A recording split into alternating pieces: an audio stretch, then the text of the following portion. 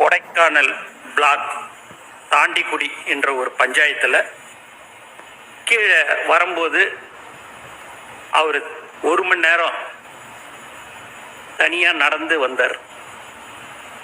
வந்த உடனே 15 வருஷமாக அந்த இடத்துல ரோடு வசதி இல்லை. நம்ம சொந்த செலவில் இந்த ரோடு ஒரு 254 பேர் தான் அங்கே வாழ்ந்து கொண்டிருக்கிறார்கள். அதனால் ரோடு போடலை, நம்ம சொந்த செலவில் போட்டுடலாமான்னு நம்மளை பேனர் வைக்கவே விடலை. நம்மளை எங்கே போய் இந்த ரோடு போடுறதுக்கு விடுவாங்க சார் அப்படின்னு. நம்மளுடைய ஆட்சி கண்டிப்பாக வந்துடும் சார், வந்த உடனே போட்டுடலாம் அப்படின்னு சொன்ன சிரிச்சார்.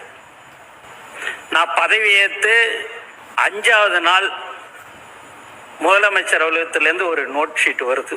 என்னான்னு பார்த்தீங்கன்னா, அந்த தாண்டிக்குடி கிராமத்துக்கு ரோடு போடணும்னு சொல்லிட்டு